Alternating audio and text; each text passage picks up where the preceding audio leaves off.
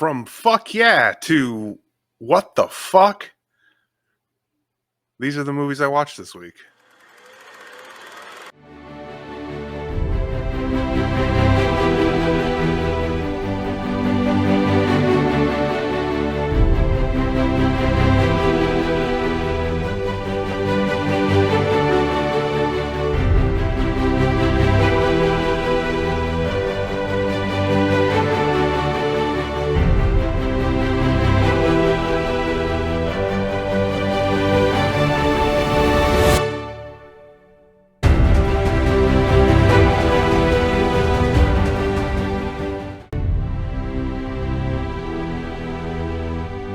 Hello!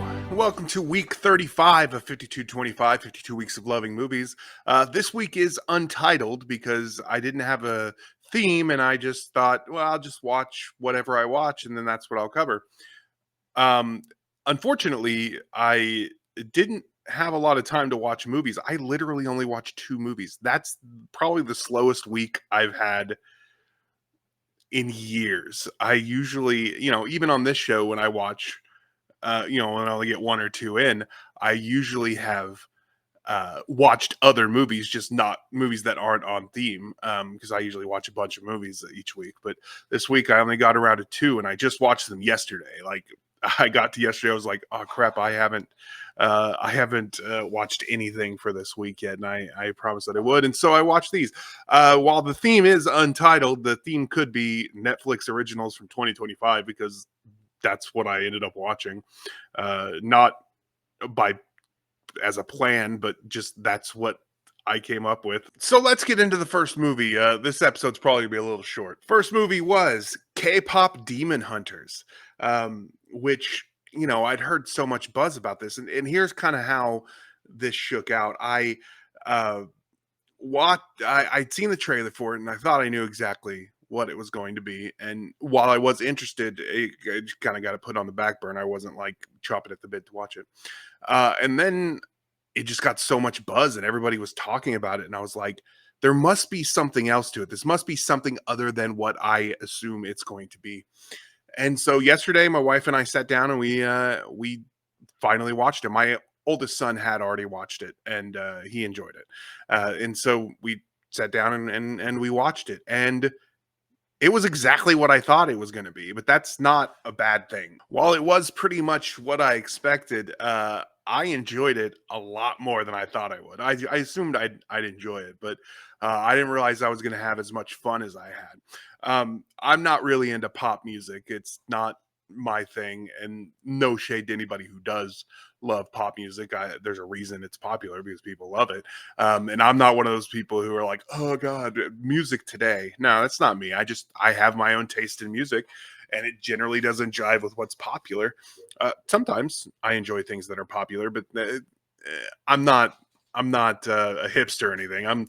I'm glad you love whatever music you love. That's my mentality with movies. That's my mentality with music. That's my mentality with anything. Consume what you love.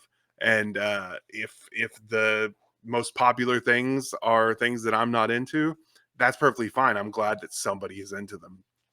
So this music wasn't really my style, but I did find myself tapping my toe quite a lot. I was completely digging the fight scenes set to that music. It was just so much fun. My friend Carly, who you may have seen on this channel before, she's been on 5225, she's been on Camp Film Camp, uh, she's been on Cinema Soapbox, All Time Top 5. She's been on all of my shows so far. We were texting about it, and she was like, "It would be fun if you did a ranking of your of all the songs um, on your show."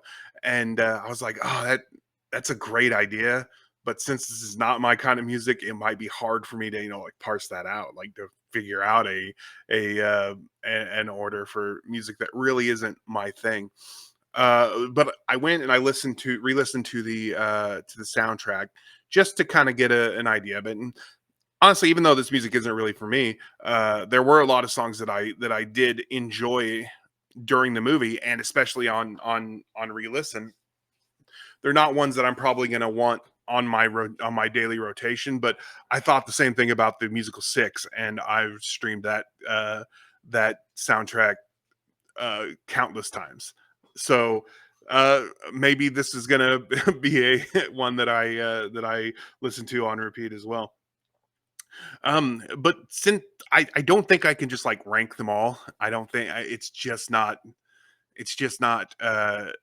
something that I'm going to be able to do with this music. But I can tell you my top five. I think, and this is just from hearing them all twice, and or if they were in the movie more times than I heard them more times there. But just kind of from this first little uh foray into this music, I can tell you that here are my top five, and I'm looking at my phone right now, so that's why I'm looking down. So my top five songs from this are: number five is going to be "Your Idol." I the Saja Boys were not really my thing at all. I mean, I know I've already said that about the music, but the Huntrix, that's her name. Huntrix was really felt more in line with what I enjoy than Saja Boys. But I did enjoy Your Idol just because it was darker and the when they performed it on the screen it was pretty cool.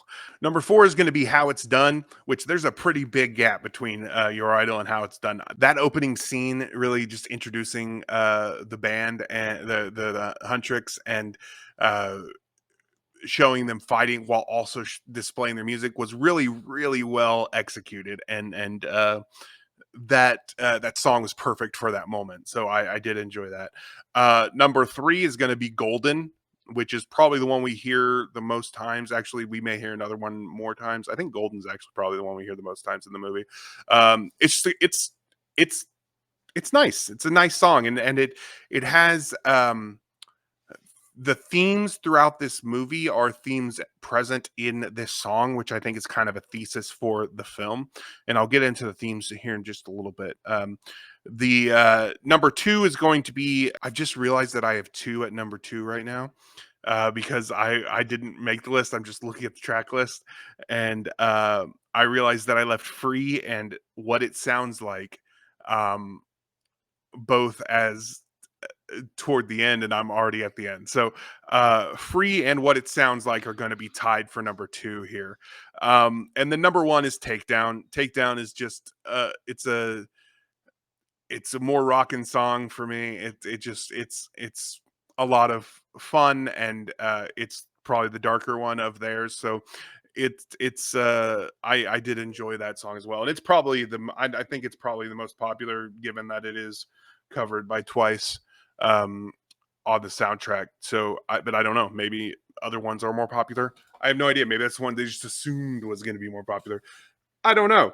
Um, as far as the themes that going on in this, I really love a person finding their identity, person struggling with who they are and coming to terms with it. It's very much there's very much a queer allegory in there, and as a queer man who struggled with that for 36 years until I finally came out, it is something that resonates with me. Uh, I I really loved that aspect of it because it felt like a queer allegory. They might not have been considering that at all, but really any person who finds their identity, that's going to resonate with me. For a person especially one that is not easy to accept but should be, that's always going to pretty well resonate with me. Last thing I'm going to say about K-pop Demon Hunters before I move on to the next one is I would die for that tiger. I saw a review someone had put, and I'll try to find it again and put it up on screen here. But they said that tiger is a child of divorce. I may be paraphrasing. If it's on screen, it's not the same. I apologize. That is so apt. As a child of divorce, I I was like, yes, exactly. I completely understand. And if your parents are not divorced, you may not understand that, and it's difficult to explain. But absolutely, I understand it. So yeah, I die for that tiger. To a lesser degree, I would also die for that six-eyed raven. But the tiger, should come and live with me, and so I can pet it all day. All right, let's move on to the next movie on our list, which is another Netflix original. This theme could have been 2025 Netflix originals because it's another Netflix original, and I only watched two. So the other one is Unknown Number: The High School Catfish. So while K-pop Demon Hunters was my fuck yeah, this was my what the fuck. Um, First of all, let me just address the title's weird. Unknown Number is good. High School Catfish is weird because there wasn't really catfishing going on, but it's just one of those things like gaslight and really a bunch of other modern slang that takes on a definition of its own that is not the same as what it originally was. I'm sure there's a word for it, and I wish I knew it. But I